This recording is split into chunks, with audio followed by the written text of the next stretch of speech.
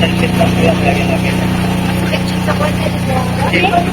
Nagataasan. Masakit po ako hindi naalis.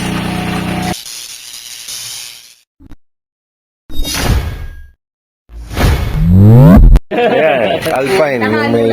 Ayan lang po yung Alpine natin. Pero itong mga anak ko, ano, mistake na. Opo, mistiso na po yan. Bowhead. So, good morning, good morning. Na-late po tayo.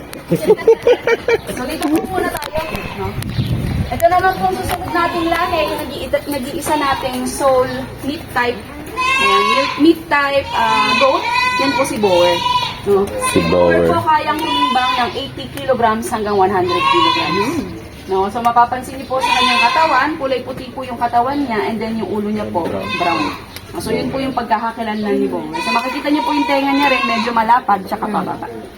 No, so meron din po tayong tinatawag na red Boer. Yan po. Yung buong katawan niya parang medyo reddish brown. No? So yan naman po si red Boer. Na-late tayo eh. Kaya late din yung video natin. So ang next naman po natin, ito po, Sarap siguro matulog. po karamihan po sa inyo familiar, no? Si Anglo-Nubian. Si Anglo-Nubian naman po ay dual type. Pag sinabi po natin dual type, siya po ay pwede for dairy and meat. No, si Anglo-Nubian po kaya niya pong mag-produce ng gatas ng 1.25 to 2 liters a day. So, mapapansin niyo po yung color combination niya, parang katulad din sa Alpine, brown, black, and white.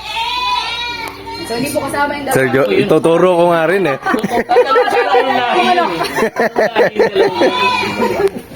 Talagang magkakuan tayo eh. Naiisip na. Nakita nila yung Anong cross po yun? Sasabihin ko sana. Saan na cross yun? Ayan. So, ito naman pong pinakahuli nating breed ay synthetic breed po na dinevelop ng Small Ruminant Center. No? So, makikita nyo po, hindi po sila Boer na pure. No? Hindi rin po sila Anglo-Nubian na pure. So, sila po ay tinatawag nating three-way cross. No, si three-way cross po, synthetic breed na mas maganda yung kalidad ng gatas tsaka ng karne kumpara dun sa ating native, syempre. No? So, paano po tayo nag-come up din sa three-way cross? So, ang bloodline po nila, 50% Boer, 37.5% Anglo-Nubian, and 12.5% native. So, paano po nangyari yon? So, unang-una po, i-cross natin si native kay purebred Anglo. No? So, ang makukuha po nating anak doon, 50% Anglo, 50% Anglo. Ay, 50% Anglo, 50% native. No? Pag nakuha po natin yung anak na yun, i-cross po ulit natin yung offspring na yon dun sa purebred na Anglo po ulit. No? Panibagong purebred na Anglo. And then, ang makukuha po nating offspring nila or anak nila ay 75% Anglo-Nubian and 25% native. No, pag nakuha na po natin yung 75-25, saka po natin sila i-cross sa Boer. No, so, purebred Boer. Pag krinos na po natin yan, ang makukuha na po natin bloodline, 50% Boer, 37.5% Anglo-Nubian, saka 12.5%. So, yan. Opo, 4 na beses po halos. So, yan. Opo, ito po ay terminal breed na, no? So, napatunayan po na halos comparable po yung kanilang weight, no? Pati yung kanilang gatas kumpara dun sa ating Anglo na pure. No, kaya ito po. Fish type na. Opo, meat type, kaya pwede rin po itong pangkalan, hindi lang panggatas. Kaya dual type din po yung ating Kasi soft breed na siya, yung gatas niya, mag-iingan. Opo, mag-enhance po kasi na-upgrade na po natin. Alam naman po natin, di ba, yung native, pag kunwari, doble yung anak niya o triple, nagkukulang po sa gatas. Kaya po natin kinocross muna sa Anglo para madagdagan po yung gatas. Para madagdagan. Bago po natin i-cross sa Boer. So, kaya niya po masuklayan kung ilan yung magiging anak niya and hindi po mababansot yung mga kid na. Correct. Ayan. So, para naman po sa forage identification na para maging familiar po tayo, ipapasa ko po kayo kay Sir Melchor. Ito po siya, ayan. Sunod po tayo kay Sir Melchor. Sige po. Yung mga upgraded dito. Apo, marami po kami upgrade. Morning po. Saan po kayo, ma'am? Ang Bataan pa. So, ngayon lang po kayo Taga-tabok pa nga tayo, sir eh. Opo, meron doon no, Tabok, from Puerto saka yung pang sa Galera. Quezon. Puerta Galera. Wow. Merong, Ako pinakamalayo. Saan kayo, sir? ito po Diyan lang sa San Antonio. Lalit ba? Saan ito? Pinakamalayo. Eh, dyan lang po sa Muñoz. Kung sino yung pinaka-late, yun ang pinaka-malayo. Dito na po tayo, kasya mo. So, discounted price po ngayon to. So, ayan po. So, good morning po. Aray. Good morning. Good morning. Sino po sa atin ang may mga alaga na po ditong kambing? Ako. Ayan. Amoy kambing lang. Amoy kambing. Amoy kambing. Tatay lang meron. Kambing lang. Ako kumakain lang ng So, kambing. ilan po yung meron? So, ilang heads, sir? 10 heads. Ano, sir, yun? Native bower po. Wow. Wow, bower. Agad, the best Ikaw na, naman. bumower ka agad. Big time na makagad si sir. Si sir. Native na. Native ilang heads, sir? Wala siguro. 8. Sino ba, sir? Tatay lang. Ayun, okay, marami yan. So, ano po yung karaniwang pinapakaya sa kambing? Pre-retracing lang po ba sila o sinasakatihan natin? Sakate. Parang nakikita na kita, sir. Nakita na kita, sir. So, parang... Training na yung sir natin. Oo, kaya pala ka ako. Ayun. Hanson, okay. So, ano po yung pinapakaya sa mga kambing natin? Sa akin sir, napier lang. Kanin at tulam May ka. napin na po kayo. So, meron po ba tayong legumes? Ay, hindi ko pala yun sir. Sir, meron na ba tayong legumes? Sir, katatanim pa lang nasi. Napapasok na ako sa loob. Yan. Eh, kukulong na. Yan pa, pwede pala eh. Nako. Hindi lang, hindi ko alam buksan. Yan na. Yan. Okay. Pakainin na natin to. Malaki na. Malaki na ang alaga natin. Opo. So, hindi pala ako nagpakilala. So, ako po pala si Melchor Pascuas. So, isa po akong agriculturist din. So, major in animal science. So, ako po ay graduate dito sa CLSU. And then, ako po ay 38 years na dito sa CLSU. Ah, tagal. Since, nung 1 year old po ako. Ako po ay Correct. tubong So, taglak. 39 ka pa lang. So, 38 pa na sir. Third ngayon pa na sir. So, nung 1 year old po ako, pinanganak po ako sa Tarlac. So, taga Tarlac po kami, pero dito na po ako tumanda. So, ang ipapakita ko po sa inyo ay yung iba't ibang uri po ng ating mga legumbre na pwede natin ipakain sa ating mga kambing. So, kung ang damo ay nagsisilbing carbohydrates nila o yung pinakakanin nila, and then yung po ating legumbre, ayun po yung ating mga yung tinatawag na protein. So, yun po yung pinakaulam nila. So, eto po, Ulam. ano po ito? Madre. Ay, ano?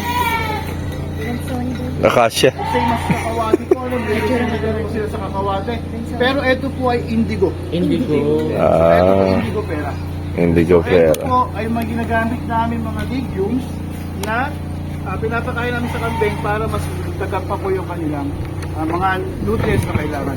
So rich in protein po siya. And then, ano po yan? So familiar po lahat tayo dyan, sigurado. Ipil. So ipil-ipil. So ang ipil-ipil po, meron na po kami mga studies. Ginamit ang mga different legumes na po ito. Ang ipil-ipil po may pinakamataas na tilmintic na pang deworm. So, kung gusto po natin na gumamit na magpakain ng ipil-ipil, ang ipil-ipil po ay nagsisilbi na po siyang dewormer. Pero syempre, hindi lahat yun. Hindi naman po pwedeng lahat ipakain natin in full. Kasi, ang ratio lang po is 75-25 o 70-30 o 80-20 ang ratio ng pagbibigay ng legumbre. Alin So, din yung ang- 20% lang po, yun lang po ang legumbre. At ang 80% is yung grass. Legumbre po ba tong ipil? Yes po. Lahat po ito ay mga legumes. Ah, ito Paano lahat. yung propagation yung ganyan? So ito po. So, sa seeds po namin siya. Sa seeds Opo. sila. Hindi siya, ano? May Pwede cuttings po. So, tutubo pwede pong cuttings. cuttings. Opo, pwede pong cuttings, pwede pong seedlings.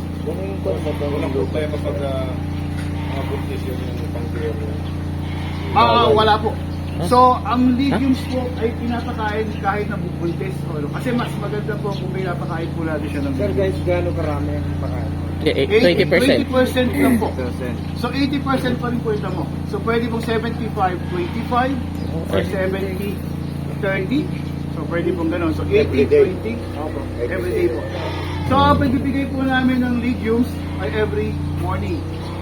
So concentrate and then legumes and then grass. So yun po yung pagbibigay namin. Opo. So pinaka-ano po niya. Anong concentrate, sir? Nag-concentrate mo na kayo? So may concentrate yung S-Speed po, kung nabanggit po yung S-Speed, kanina yung S-Speed po yung pelletize po doon. Yung S-Speed po ay gawa na din po, meron po siyang main ingredients na legumes o yung leaf meal po, ng ipil-ipil and then indigo. So indigo pera, so may leaf meal po. So yun po ay dinadry namin and then yun po yung ginagawa namin na S-Speed. So, yun po. So, ang pagpapapagate po nito, so sa seeds po kami, so may nursery po kami, and then sa seeds lang po namin siya. So, makukulit. Sir? Kahit anong lupa sir, pwede?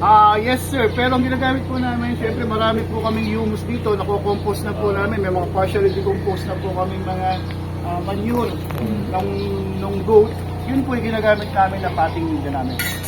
So, pwede po na halimbawa, konti lang po yung nakukuha natin humus. Siyempre, hindi naman po lahat tayo ay meron po pagkukuha ng compost o ano. So, pwede pong 50-50. So, 50% po ng humus and then 50% po ng soil. So, i-mix lang po natin siya, potting mix natin. Pero sa amin po kasi puro. So, ito na po yung partially decomposed o decomposed na po na goat manure. Yun na po yung ginagamit namin. So, ang ginagawa po namin, pag nakapagtanim na po kami, so mamaya po, lilibutin natin, papakita ko po yung mga tanim namin. So pag nagpagtanim na po yun, within 6 months or pataas, pwede na po kuhanan ng seeds. Kaso dito po kasi mainly, kaya tayo nagtatanim nito ay para ipakain. So hindi na po natin kailangan patagalin ng ganon katagal. So within 3 months, pwede na po natin siya ikat at ipakain sa ating alaga. So ito po ay 30 to mga kulang 2 buwan na po ito. So 30 days o 35 days pwede na po siya i-transplant. So ito po. And then pagka-transplant, bibilang lang po tayo ng 90 days, pwede na po siya i-harvest. So pwede na po natin siyang ipakain. Kasi gaano katagal siya ulit Pag sprout? dry season po, nasa 45 to 60 days. Pag wet season po, nasa 30-35 days. So, kailangan mo rin pala marami ganyan. Yes po. Para kailangan po ay marami. Pupuro damo na yung bakura. Opo, nasa inyo po yun kung gusto nyo. Kasi mentras po na mas mura yung sibol niya, ay mas mura yung leaves, mas masustansya. Kaya lang ang problema po natin, kung hina-harvest po natin siya mas maaga, mas mura nga, mababa naman yung yield. Kung konti yung mahuani natin. Pero kapag pinagulang natin siya, mas mababa yung sustansya makukuha natin, pero maraming ani, marami tayo may papakain. Ma'am, sa bukas po siguro, bukas po yata yung lecture, so malalaman po natin lahat. May lecture. So, kung ano po yung stages na maganda, pwedeng ipakain yung mga grass and legumes natin. So, yun po. So, pag nilagay po natin siya, at inanim na natin siya, mga 7 days, germinate 3 to 5 days or 7 days, mag-germinate na po siya, bibilang na po tayo ng 35 or less than 2 months, pwede na po natin siyang itanim. Laging basa siya. Opo, so ang ginagawa po namin, pagkatanim, nung pagka-sown ng seed, dinidilig po namin siya araw-araw. So maga hapon, depende po sa pagkatuyo ng lupa. So ipil. Opo, so ilalagay po siya sa loob and then mga siguro mga 2 cm deep lang po. So ibubutasin and then tatakpan ng pan. Opo. So ganun lang po siya. So even yung pong ipil-ipil and then yung Renzoni po, ang Renzoni po kasi yung po yung mahirap alagaan pero meron pong sample doon. So pwede pang pakita, yan yung Renzoni. Mahawak kayo. Yan. Yung bilog, yung malaki yung ibala. So ayun po yung Renzoni. Opo. So yun po yung Renzoni. So isa po siya sa legumes na pinapakain din po sa kambing. Ang problema lang po sa Renzoni, kapag halimbawang sobra sa tubig, madali po siyang, ang tawag doon, yung mabulok. So, opo, yung pong roots niya nalulusaw kagad, and then hirap po siyang bigyan. Ito yung type na ipil-ipil na hindi lumalaki, ano? Yung ganito klase. Lumalaki po halos lahat. Opo, pero ang ginagawa po, siyempre, Kinakat mo lang kaya hindi lumalaki eh. Hindi, meron kasi sila dyan. puno po sila lahat. Ah. Sila po ay mga tree. Okay. Yung madre di aqua, pwede ba yung Opo, pwede po yun.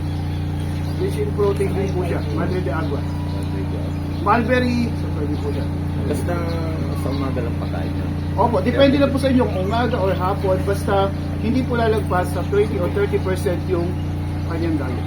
Sir, Kasi kailangan din po, nagkakaroon din po ng baka ma-bloat, kasi mataas po sa, lalo na po yung kakawate, itong indigo, mataas po sila sa nitrogen. So, Kailangan talaga opo. kontrolada.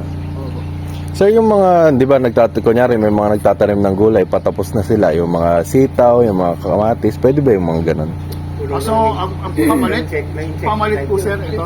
Hindi, kung natapos yung mga- lang yung, yung yung- natapos lang yung pag-harvest Yung nila. tinatawag natin agricultural byproduct. Ayun. Opo, yung mga agricultural byproducts po, pwede po natin ipakain yun. Mm, So kung may munggo, peanut, opo. ano pa ba, mais, Pwede rin. pwede yun sir. Yun na po ipapakain natin. Yung po tinatawag natin agricultural byproducts. So ang kambing po ay magaling na Converter. best converter nung mga agricultural byproducts natin. Yung banto yung dahon ng peanut, kakainin ng pagkain. Opo, kahit yung pads po, kinakain niya. So yung corn silage, 20% pa rin siya. 80% pa. O pwede na Mga siya. yes sir, supplement lang po. Opo, Supplement supplement lang. lang po siya. So pwede pong ganun. Yung pong sitaw, sir, hindi po ba nakakapagpalaglag ng... Yun yung sinasabi nila. yung So, hindi sinasabi ko, nila. yun yung Ipil sinasabi nga sabi nila. nila. Hindi ko alam kung may scientific explanation na yun. So, nakukunan daw. Yung Pati sa kakain. ipil daw eh. Sabi niya, ipil. Pero yung sa akin kasi, sir, kumakain sila ng sitaw, ayos naman. Walang yung patani. nakukunan. Yung patani. Tinesting na pala ni sir eh. Baka naman siya kasobrahan. Baka inadobo pa yung sitaw bago ano. Inadobo. Kasi hindi ko alam kung may scientific explanation.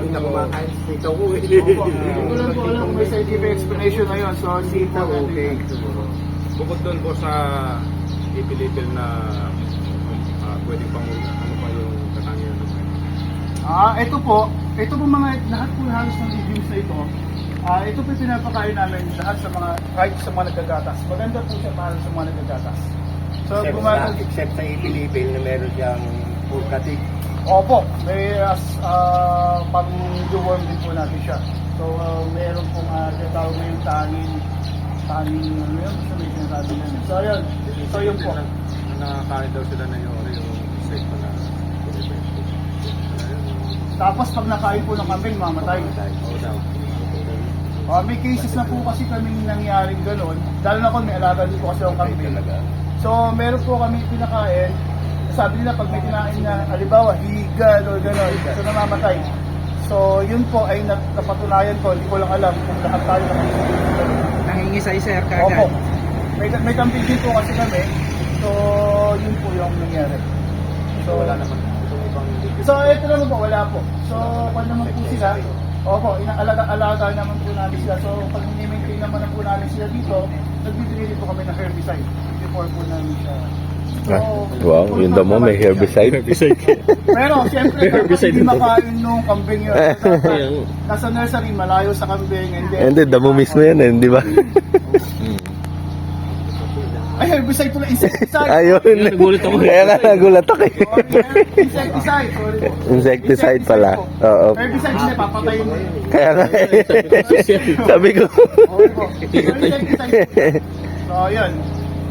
Kinokontrol po namin. Mm. So, okay po, ipil-ipil, indigo, rensoni, may kakawate, ayun po, yung pwede po natin ipakain sa atin. And then, bukod po, ito po, yun po, ang karaniwan po kinakain na grass. At yung napier. So, lahat naman po tayo pamilya na sa napier. So, ito po yung pakchong na variety. So, Pakchong. yan po yung aming kinakain sa kambing na grass. Hindi ko familiar sa variety, ibang variety ng napier eh. Pero ito pong pakchong, ito po yung mas magandang variety ng napier na kahit na medyo bumulang siya, hindi po matigas yung kanyang stock. May kulay ba yun? Opo, may red napier. Oo, red na pig. Tapos opo, may minsan nga po, wala pang 2 buwan. Matigas na. Nakala mo tubo. So, napier. And then meron din pong Mombasa. Pwede po tayong pumunta sa may Mombasa. Sige, iwan na namin kayo dyan, sir. Sige ha? po. 3% na depende sa possibility niya. Ganun po dapat yung feed requirement o yung grass coverage na binibigay natin sa ating kambing. 3% ng body weight. Kung tutuusin po, kulang pa. para sa kambing. So ang estimate po, dapat ang isang kambing, matured na kambing, ay dapat nasa 300 to 500 square meter yung pasture area para mapakain natin siya the whole year. So walang shortage. Isang kambing, 300 to 500. So possible na po yung pagkukuhanan ng pagkain. So depende po yun sa Area. para lang po matustusan natin siya ng dire-diretso. Wala pong shortage kahit na tag-araw. So 300 to 500 square meter po yung kanyang forage floor space requirement. Ito parang na-PR din ka na para sa Opo. puso po lang. Tapos, Yes po. So ito po ay tawag doon, nagsusuwi-suwi. Hindi po kagaya nung Napier na straight lang po siya.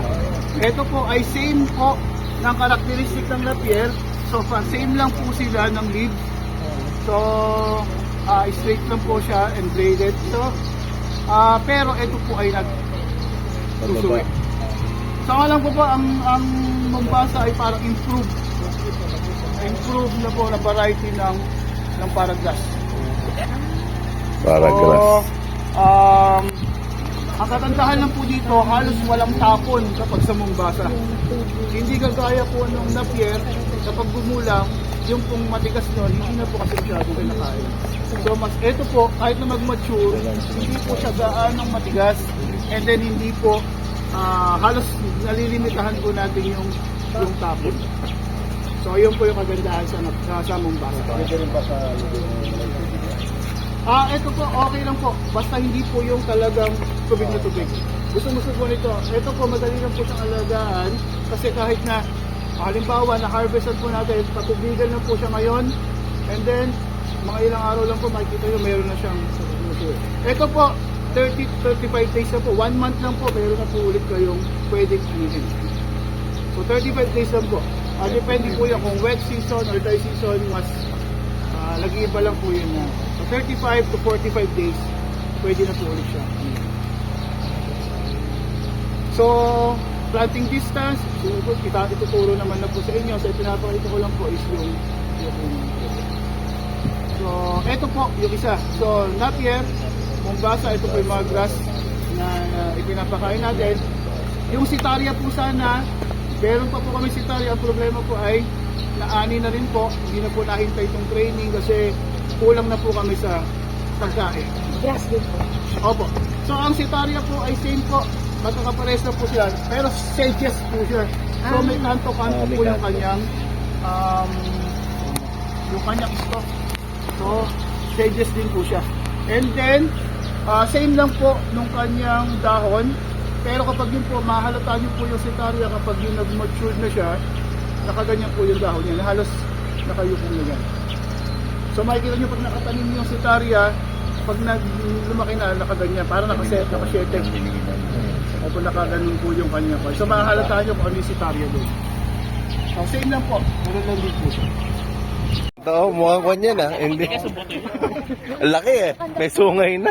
Nauna yung sungay. Bower. Ito po, Alpine. Alpine ba? Hindi, Anglo-Nubian pala. Ito yung kalimutan ko to. Tondo ba? Ito naman sa anin. Tsaka Ano pangalan niya? Tendo ba? Tagenberg. Toggenburg. Tendo ba? Wow.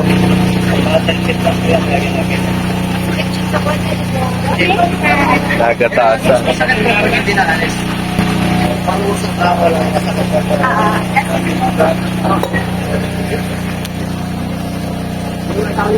Laki.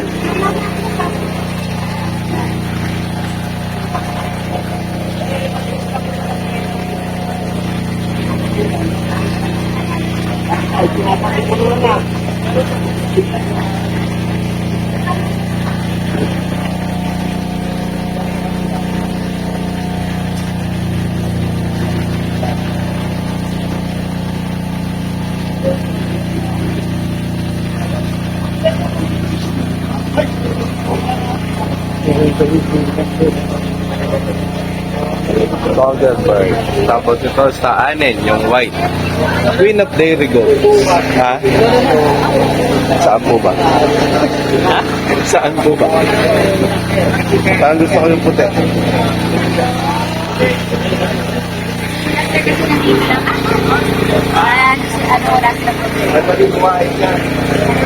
Mombasa. Dapat daw kumuha na tayo ng tigi-tigisa. Yan daw may meriendahin natin mamaya. 20% legumes. Fermented. Ay, fermented na. Para may lasa, no? Lasa. Yari po yung mga nila. Native, Boer, Anglo-Nubian, sa anin. Toggenburg, Alpine, La Mancha, oh. May upgraded, upgraded din. Togern Anglo, Boer sa anin. Bosan, Bowang, at saka three-way cross. Ayan. Mga breed po dito sa CLSU SRC. Ayan, pwede na rin po ba tayo maglibot? Ito yung sanitize machine natin. Apa. Meron pa tayo nagawa. Gawa niyo po. Gawa niyo po dahil ito po ay nakamatin. Oo. Sa pag-edit po ito, meron na po kami talaga yung royalty. Kasi talaga yung... Pwede yung halimbawa mo papagawa. Yes po. Ibibigay namin sa kanila yung sa inyo. Yung cost. Sige po. Gano'n po ba ganyan? Tomorrow po, nasa... 70 kasi yun eh. Hindi ko lang alam kung magkano na ngayon. Kung may, siguro kung malayo ang makina, may roaming. Magpapalo po yung ganyan. Pero Belcher, magkano na to? Nasa 70 kung may kasamang makina ba? Opo, mga ganun po. Less than 100. Wala tayong sample ng 70. Asan yung mga pwede natin? Oo nga, balsik. Picture mo para sa dati kasi ba? So ito yan. Pagka lalabas siya, roller niya, andaan ba may pellet tayo? Indigo lip mill.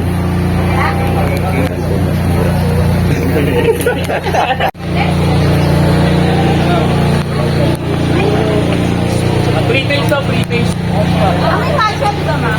Matcha. Malaki ng pellet. Pwede pa yung matcha dito. Oo nga, matcha. Matcha tea. Matcha lap. Pre-face. Pagkain po ito ng kanya. So pwede ito pong i-try kung magkain sa ating mga kambing. Pre-face. Ah, bango ah. Oo, yan po yun. Pine-ferment din po ba to? Hindi naman. Basta dinadried lang po, ano? Wala na po mga kasamang molasses. May molasses. Ah, meron pa rin. Yung amin niya parang mamando, May molasses siya. may coconut oil. Opo. Molasses saka... Darak. May cobra din po. Ako, yung magmantika. So yan na ating forage-based pellet kits. Kaya po forage kasi meron siyang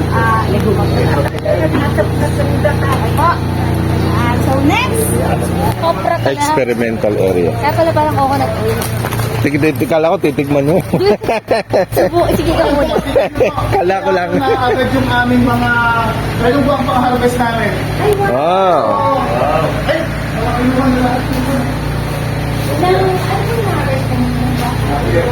Parang napier eh. Napier po. Diretso ko na pala yun ha. Ganito na po. Ako maubos ha. Wait lang ako. Yes! Parang harvester na eh. Yung po mga experiment, halimbawa meron po kami pinapakain doon sa kambing. Dito po namin siya kinuha. So yung po yung mga coagulated. So binubutas po namin yung bandang kaliwa nung kambing o tuka. At kung may pinapakain po kami, mismo doon sa rumen po kami kumukuha. So kung cannulated po siya, so halimbawa nasa kaliwa siya, so meron po yon na butas, and then may cannula po. So pwede po namin tanggalin yon at titignan kung ano yung mga pinapakain namin. So pwede po, kukuha kami ng sample sa rumen, tinetest po namin siya. Butasin ka ng kape. Opo, bubutasin mo yung opo, yung rumen niya. Yung sa may chan. So, Ang mga Lalagyan na... gano'n siya katagal na bubuhay pag Ah, in-experiment? tumatagal naman po siya, sir. Siguro, kayo naman po mga 2 to 3 months. Depende. Basta wala lang po nagiging problema sa intake niya. Kasi po minsan may ganun po, hindi halos kumakain. Hindi pa naman po okay lang. Pero ang pinaka ginagamit po namin ay tupa. Mas behave po ang tupa kaysa sa kambing. Palikot po masyado yung kambing. Oo. So ang tupa mas behave po siya kapag dito. So kaya po ito adjustable siya. So para hindi po siya makagalaw. So kung ilan lang, kung gano'n lang po yung kanyang Taba, yung size ng ano. So konti lang po yung space. So nakaipit po siya dyan. Diyan na rin natutulog. Yan ang Diyan na po siya. Bartolina niya yan. Gano'n na lang po siya. Paano, Dyan lang, nakatira. stress po dun sa hayop. Bartolina. Tapos, ang ginagawa ko po doon, yung tae niya, and then yung ihip, pinakolekta ko po. So, pinag-test ko rin po siya. Diretso. So, ito po ay para doon na po sa mga experiment. So, ito po ang mga isa po may nakakita, akala nila ito po yung Hindi pagkasan. Kala ko pati pagka. So, pagkatasan naman po, so wala po ito. Hindi pa nag-register. Para hindi po siya kagabal. Pero pwede po ganito kataas. Pwede po siya tumungtong dito habang nagagatas sa sugat. Pero dapat lang. Yan ang tanong ni mami. Dadalaw daw ba kayo doon? So, pwede ko rin po ipakita yung experiment pa ng isa. Doon po, pwede po tayo pumunta doon. Sa Kamalig. Yan, so nag-iikot po tayo ngayon dito sa Small Ruminant Center. Yan, punta po tayo dun sa isa pang experimental stair area. Ang dami po namin dito.